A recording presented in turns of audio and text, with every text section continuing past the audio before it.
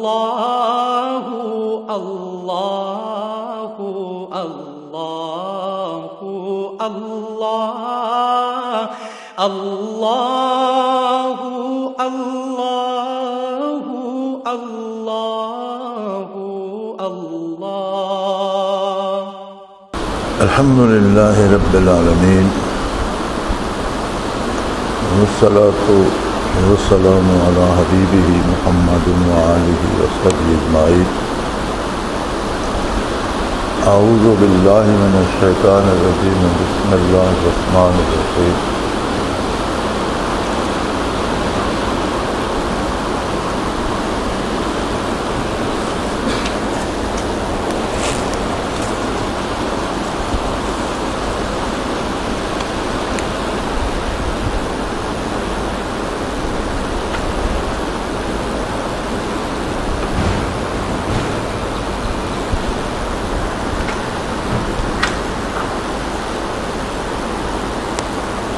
سوال ہے کہ کہا جاتا ہے احدیت عرش کا دروازہ ہے، اور پھر کہا جاتا ہے کہ سالک المجذوبی کے بعد عرشی منازل شروع ہوتے ہیں۔ یہ آپس میں بات مکس سی ہو جاتی ہے۔ صدیاں گزریں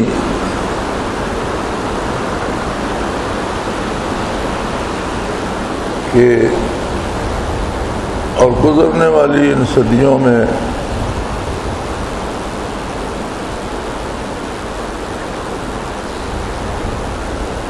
بہت کم عرشی منازل کا یا عرش کا تذکرہ آیا۔ آپ متقدمین کی بڑی مارکت الآراء تصانیف جو اس موضوع پہ تصوف پہ ہیں ان کا مطالعہ فرمائیے، ان کی سوانح کا مطالعہ فرمائیے، ان کے ارشادات کا مطالعہ فرمائیے، تو فنا بقا سے آگے کی بات بہت کم یاد، یا آپ کہہ سکتے ہیں کہ نایاب ہے۔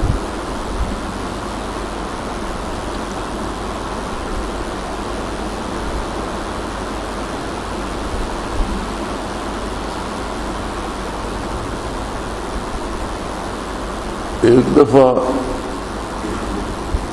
منازل بالا کے جو لوگ تھے، اللہ پاک ان پر کروڑوں رحمت نازل فرمائے، تو بر صغیر میں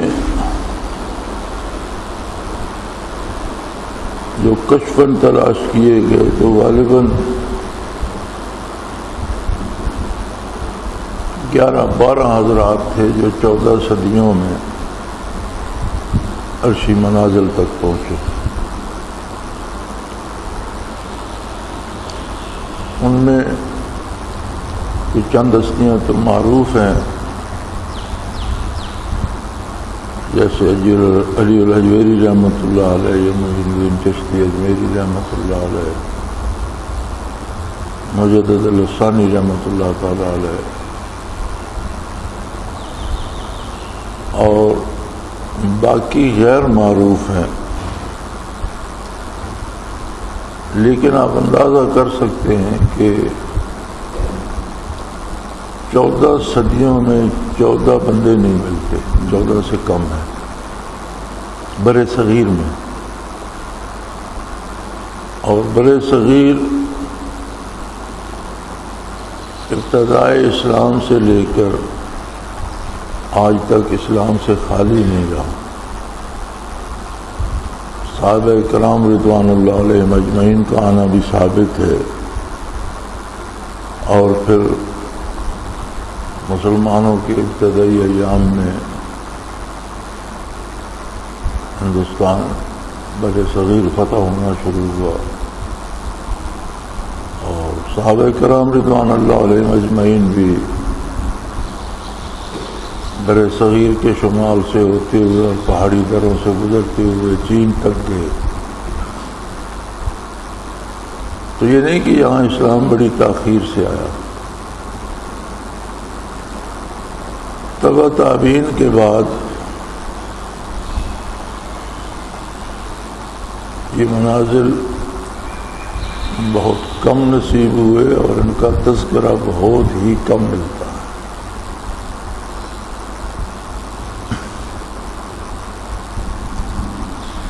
اب یہ حکمت الہی ہے کہ اس نے یہ دروازہ کھول دیا اور ہم آپ جیسا ایک عام آدمی بھی عرشی منازل کی باتیں کرتا ہے. اور یہ فضول سے سوال ہیں کہ ان میں جان نہیں ہے نہ یہ کوئی سوال ہے.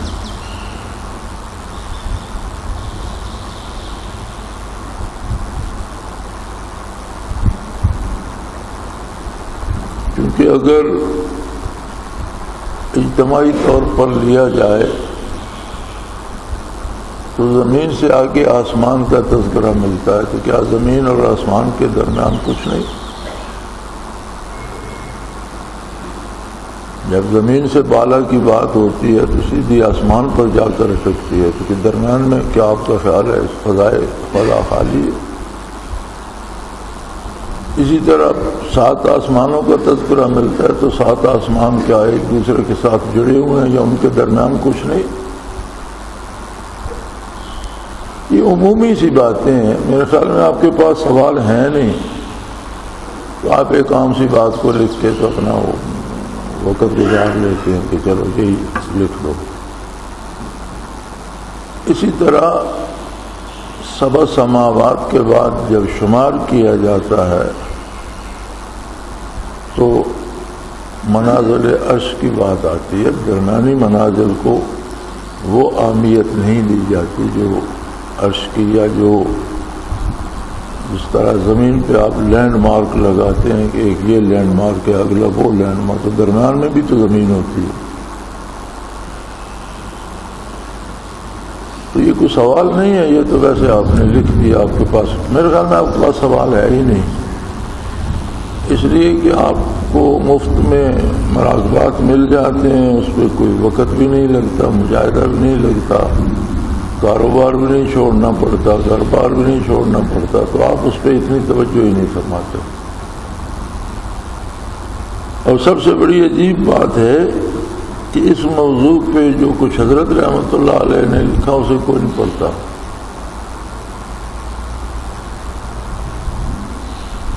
میں نہیں سمجھتا کہ اگر میں یہ سوال کروں کہ کتنے ساتھی ہیں جو دلائل سلوک کا مطالعہ کرتے ہیں تو میں نہیں سمجھتا کہ کوئی ہاتھ کھڑا کرے گا.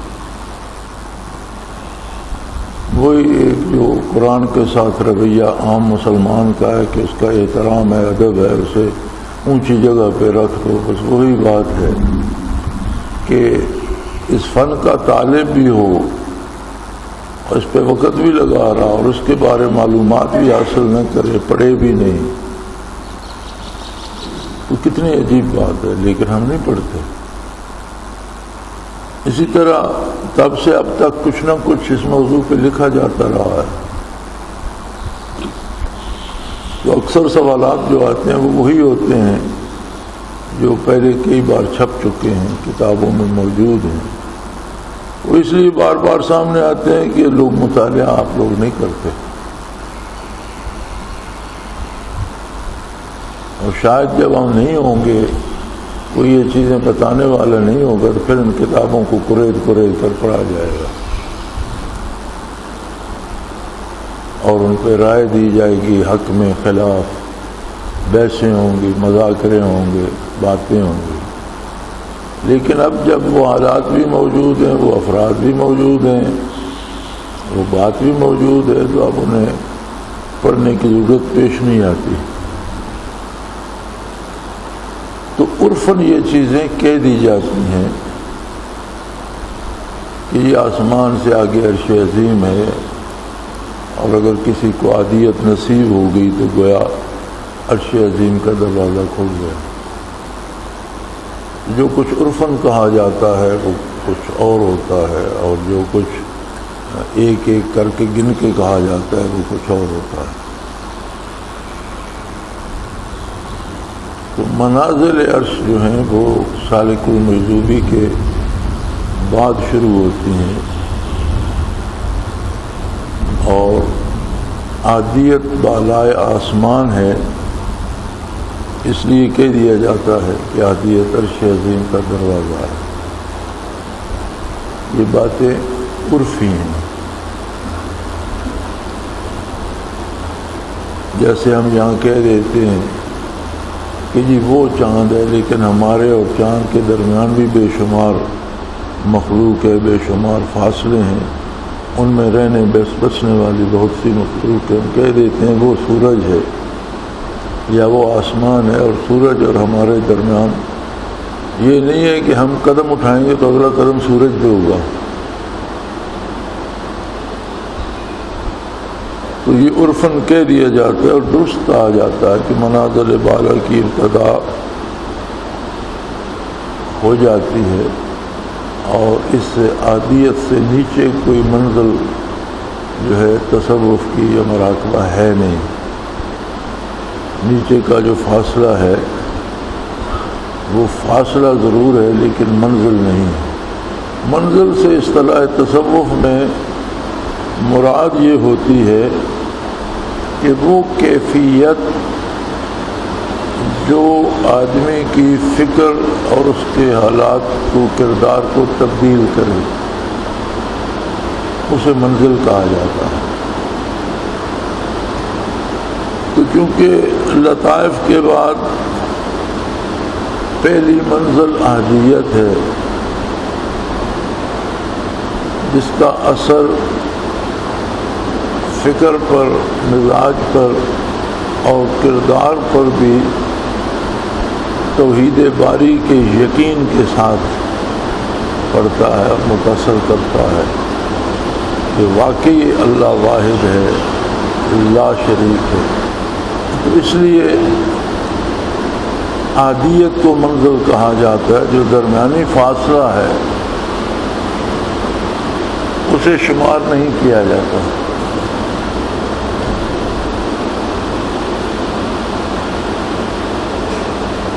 حضرت رحمۃ اللہ تعالی علیہ فرمایا کرتے تھے کہ کوئی شخص جو توجہ دے کر کسی کو مراقبہ عادیت کرا دے اور اسے حاصل ہو جائے، اس کے بعد اس سے مزید کسی کرامت کی طلب فضول ہے، بیکار ہے۔ یعنی یہ سب سے بڑی کرامت ہے۔ رفتار کو ماپنے کا اعلیٰ سائنس کے پاس روشنی ہے سب سے تیز، اور روشنی کی رفتار سے جو فاصلے ماپے جاتے ہیں انہیں نوری سال کہتے ہیں، کہ فلاں چاند جو ہے یا سورج ہے یا فلاں چیز اتنے نوری سال کے فاصلے پر ہے۔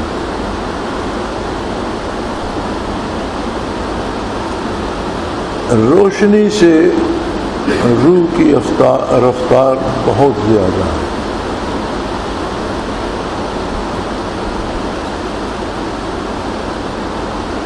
نوری سالوں سے روح کی رفتار کے حساب سے اگر سال بنائے جائیں تو بہت زیادہ رفتار ہے روح کی۔ تو روح کی رفتار کے حساب سے اگر سال بنائے جائیں تو 36,000 سال کا فاصلہ آسمان تک،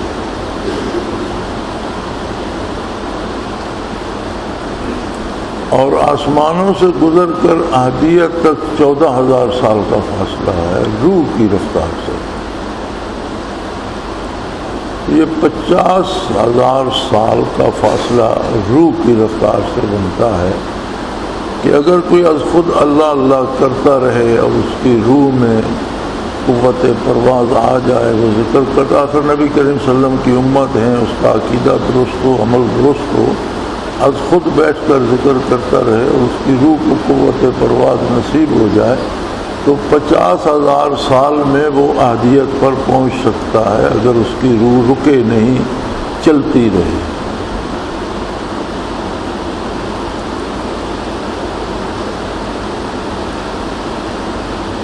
تو کوئی اللہ کا بندہ اسے توجہ دے کر ایک آن میں وہاں پہنچا دے, اور یہ آسان کام نہیں ہے. میں نے عرض کیا ہے کہ صدیوں میں عرشوں کا, عرشی مناظر کا اور ان کی کیفیات کا تذکرہ نہیں ملتا.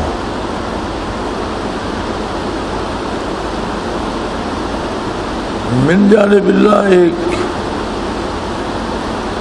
توازن قائم رکھا جاتا ہے. ایک وجہ اس میں یہ بھی ہوتی ہے, ورنہ وہ لوگ علم میں, ورع تقویٰ میں, عمل میں, ہر لحاظ سے ہم سے کروڑوں درجہ بہتر.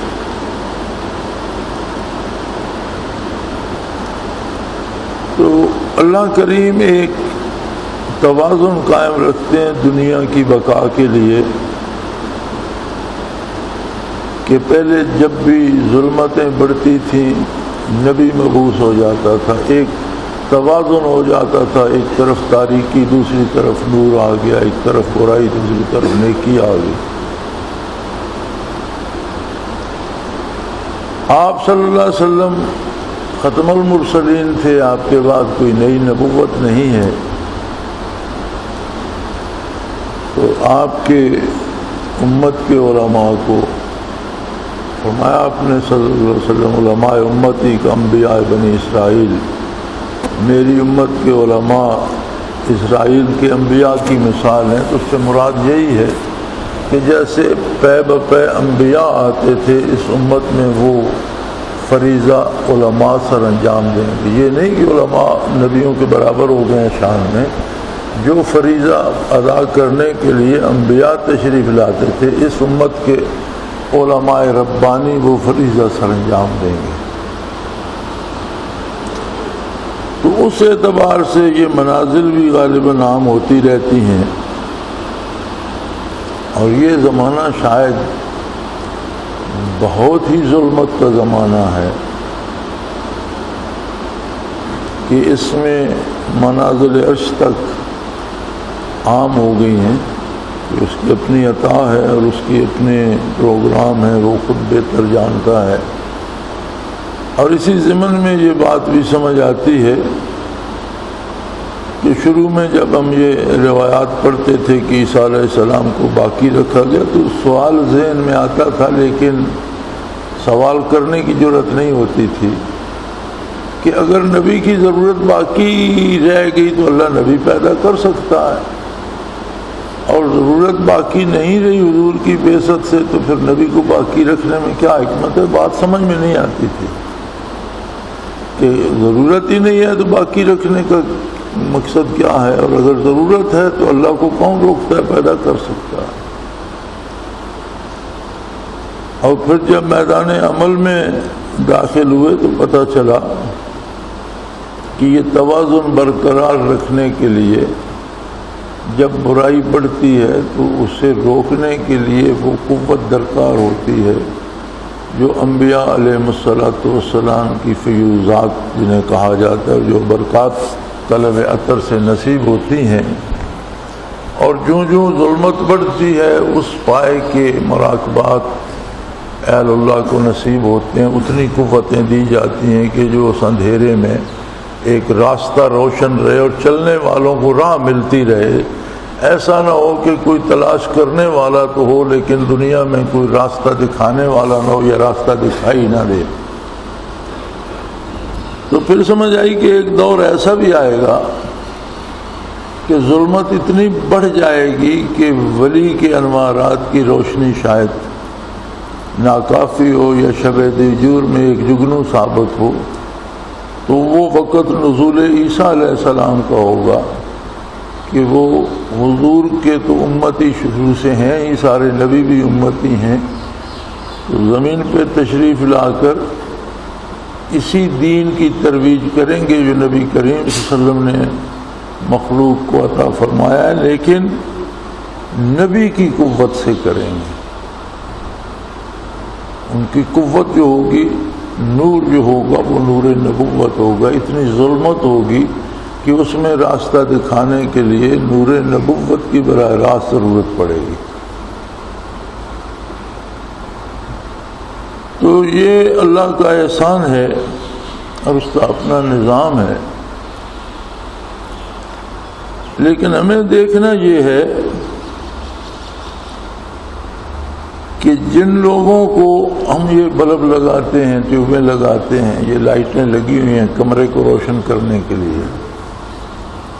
یہ کمرے کو تب روشن کر رہی ہیں کہ ان کی اپنی تاریں جو ہیں، ان کا تعلق جو بجلی کے ساتھ جوڑتی ہیں وہ مضبوط ہیں اور وہ محفوظ ہیں۔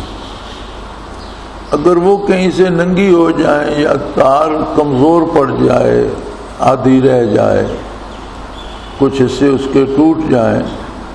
تو شاید یہ اس قابل بھی نہ رہے کہ پتہ چلے کہ وہاں کوئی لائٹ بھی ہے، دوسرے کو روشنی کیا دے گی۔ تو اللہ کا کرم تو بے پناہ ہے، لیکن اسی بتی کی مثال لے کر ہم اپنا اندازہ کریں کہ اگر ہمیں یہ روشنی پھیلانے کی توفیق اللہ نے دی ہے اور اتنی جرأت دی ہے کہ ہم عرشی منازل کو زیر بحث لائیں، تو یہ ہمارے وجود یا ہماری تربیت یا ہمارے علم یا ہمارے عمل کی روشنی کہاں تک راستہ اجاگر کر رہی ہے۔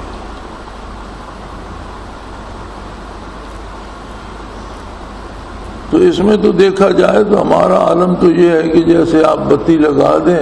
اور اس میں یہی شکایت بڑھتی رہے کہ آج یہ تار ٹوٹ گئی ہے، آج وہ کمزور ہے، آج یہاں ٹیپ لگانی ہے، آج اسے جوڑنا ہے، یہ لٹک گئی ہے، یہ ٹوٹ رہی ہے۔ تو ہم ساری زندگی مر کے اپنے آپ کو ہی سنبھالتے رہتے ہیں، وہ جسے اٹھا نہیں جاتا جی، مجھ سے ذکر چھوٹ جاتا ہے جی، مجھے یاد نہیں رہتا جی، مجھے یہ نہیں ہوتا۔ یعنی جن کے ذمہ تھا کہ وہ روئے زمین پر ایک روشن راستہ ظاہر کریں، وہ خود نیند سے ہی فارغ نہیں ہے، اپنے جو ان کے دنیاوی مشاغل ہیں ان سے ہی فارغ نہیں ہے، حلال کھانے کی پرواہ نہیں ہے، حرام۔ اچھا مزے کی بات یہ ہے کہ اتنے سادہ ہیں کہ مجھ سے تصدیق چاہتے ہیں۔ اب کل پرسوں بھی ایک ساتھی کا تھا جی بس میری طبیعت ٹھیک نہیں ہے تو میں اسپین میں ہوں اور ملازمت پہ نہیں جا سکتا، تو اب تھوڑی سی صحت بہتر ہے تو گراسری سٹور پہ ملازمت ملتی ہے، اور آپ کو پتہ ہے کہ یہاں تو سارے گراسری سٹوروں پہ خنزیر بھی بکتا ہے، شراب بھی بکتی ہے، تو وہ تو مجبوری ہے تو میں ملازمت کر لوں۔ تو میں نے کہا اپنے سینے اپنے کندھے کے ساتھ لگا کر بندوق فائر کرو نا، میرے کندھے کے ساتھ کیوں لگاتے ہو؟ تم نے کیا بچپن سے آج تک یہ نہیں سنا کہ خنزیر کا کاروبار حرام ہے، شراب کا کاروبار حرام ہے؟ نہیں جانتے تو پھر تو مجھ سے پوچھو۔ تو جانتے ہو تو کیا مجھ سے اس کے حلال ہونے کا فتویٰ لینا چاہتے ہو؟ یہ حال ہمارا اب وہ کرنا چاہتا ہے، لیکن چاہتا ہے کہ وہ ذمے اس کے پڑے، یہ کہہ دے ٹھیک ہے کرو۔ اور ایسا ہوتا ہے چونکہ عمومی رواج ہے، میں نے دیکھا ہے مغرب میں لوگوں نے شراب خانے کھول رکھے ہیں مسلمانوں نے اور شراب بیچتے ہیں، لیکن شراب خانوں پہ مغرب میں یہ ہے کہ وہ بیچتے بھی ہیں پلاتے بھی ہیں۔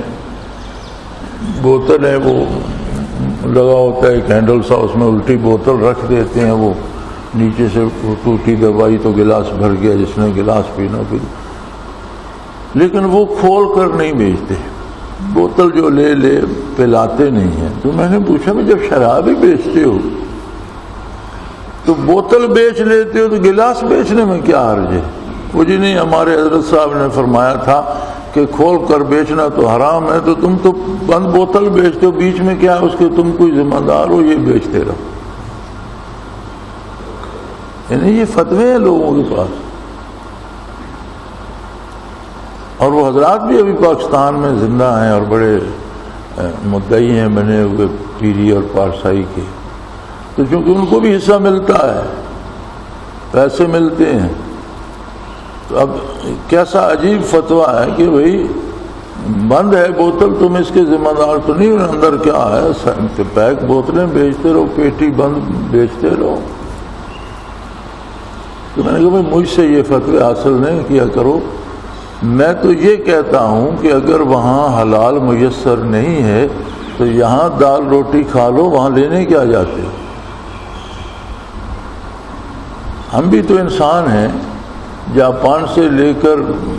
امریکہ کے مغرب تک اور چین سے افریقہ تک ساری دنیا میں پھرے ہیں اور واپس یہیں بیٹھے ہیں، یہیں کی دال روٹی اور لسی کے ساتھ روٹی کھا رہے ہیں۔ ہم بھی کسی ملک میں بیٹھ جاتے تو شاید وہاں زیادہ پیسہ بن جاتا ہے یہاں کی نسبت، لیکن اسے کیا کریں گے، وہ قبر میں ساتھ جائے گا۔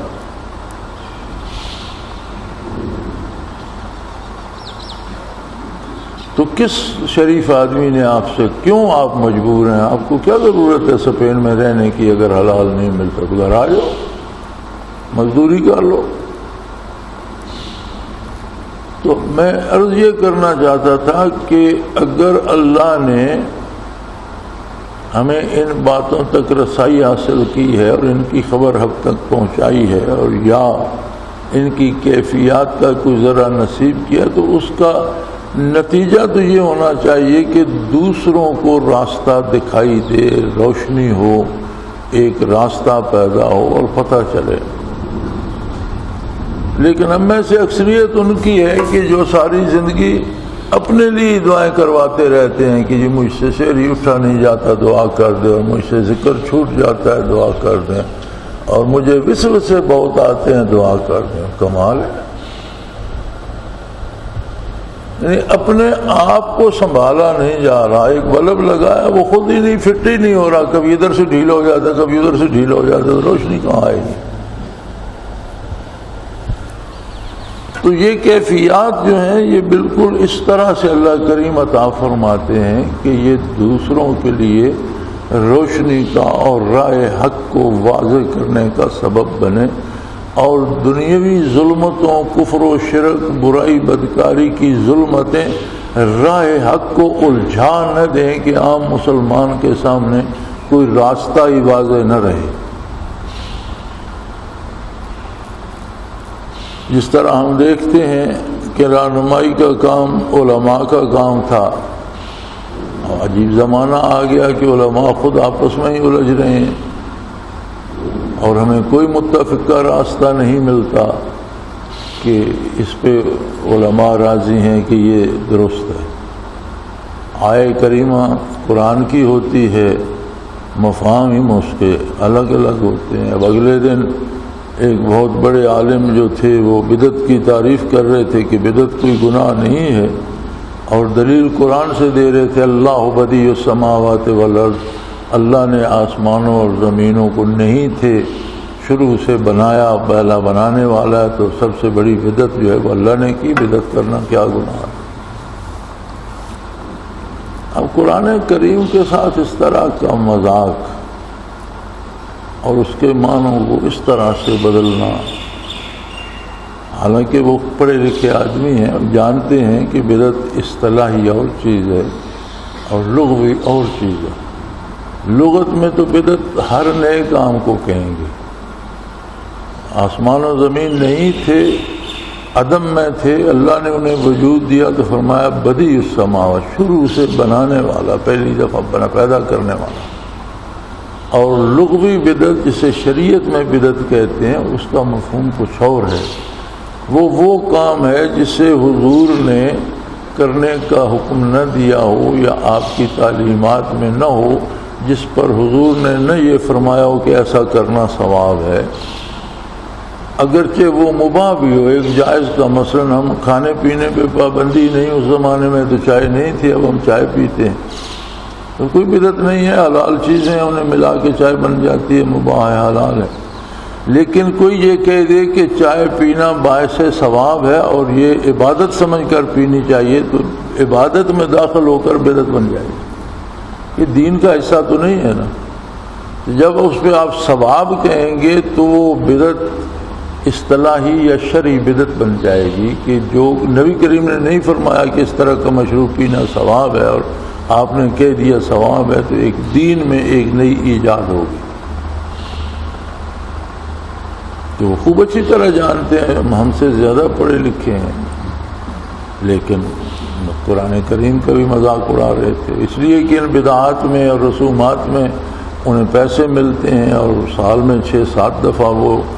ان بدعات پہ اجتماع کرتے ہیں، کبھی 11ویں شریف کا ہو، کبھی بڑے عرس کا، کبھی چھوٹا عرس شریف، بڑا عرس، بڑی 11ویں شریف، چھوٹی 11ویں شریف، 11ویں تو 11ویں ہے، اس میں بڑی کون سی شریف آ گئی اور چھوٹی کون سی شریف آ گئی۔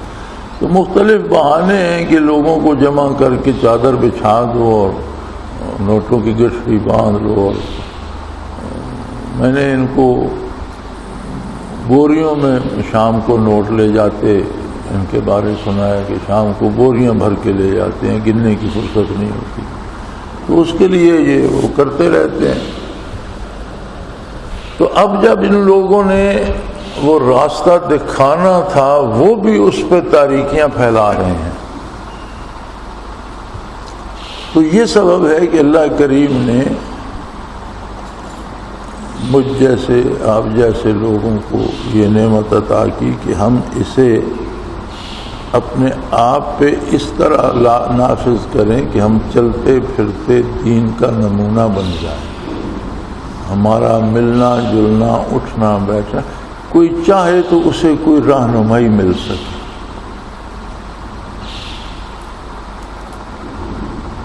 تو بنیادی بات یہ ہے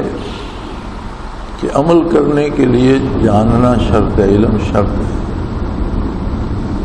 تو یہ جو حضرات نے محنتیں فرمائیں اور تصنیفات فرمائیں اور دلائل دیے،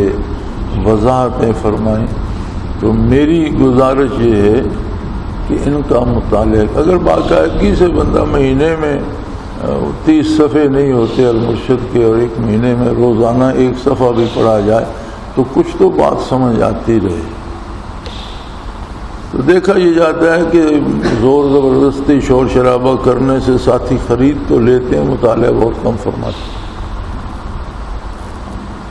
اور میں نے یہ بھی دیکھا ہے کہ جب یہاں بیانات ہوتے ہیں تو بعض دفعہ بڑے خاص موضوع زیر بحث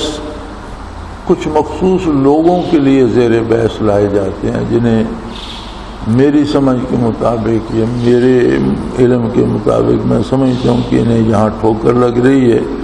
یا کسی غلط فہمی میں مبتلا ہو رہے ہیں، تو اس موضوع کو زیر بحث لاتا ہوں،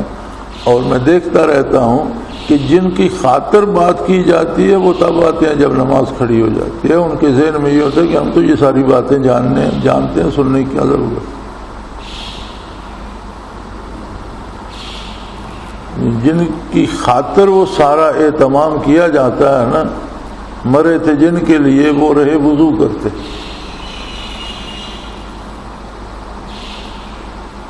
میری نماز جنازہ پڑھائی آ کے غیروں نے، اور مرے تھے جن کے لیے وہ رہے وضو کرتے۔ تو جن کی خاطر وہ موضوع زیر بحث لایا جاتا ہے وہ وضو فرماتے رہتے ہیں کہ ہمیں تو پتہ ہے ہمیں کیا ضرورت ہے، اور پھر دیکھتے دیکھتے منظر سے غائب ہو جاتے بھی دیکھے ہم۔ تو ہر ساتھی کے لیے میری گزارش یہ ہے کہ ضروری ہے کہ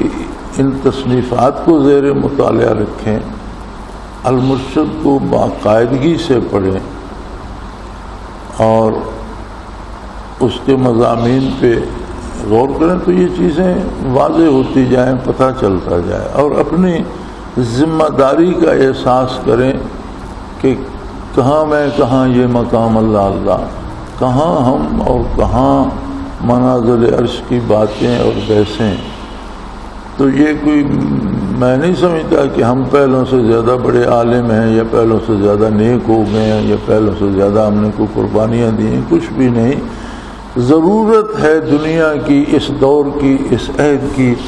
ظلمتیں اتنی بڑھ گئی ہیں کہ اللہ نے دوسری طرف روشنیاں بڑھا دی ہیں، لیکن اب جن کو اللہ نے یہ انعام عطا فرمایا ان کی ضرورت یہ کہ پہلے تو اپنے یقین کو پختہ کریں، اپنی تاریں تو مضبوط کریں۔ وہ تاریں ہی شارٹ کرتی رہیں گی تو کیا ہوگا؟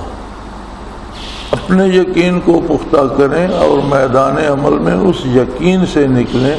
کہ کسی کی اصلاح ہو، الحمدللہ کسی کی اصلاح نہ ہو تو آپ کے یقین کو متزلزل نہ کر سکے۔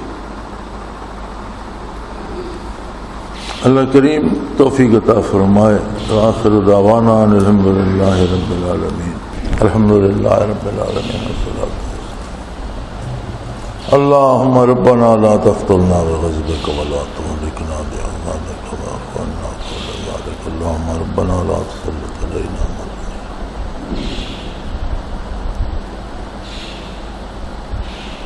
صلی اللہ تعالی علی حبیبہ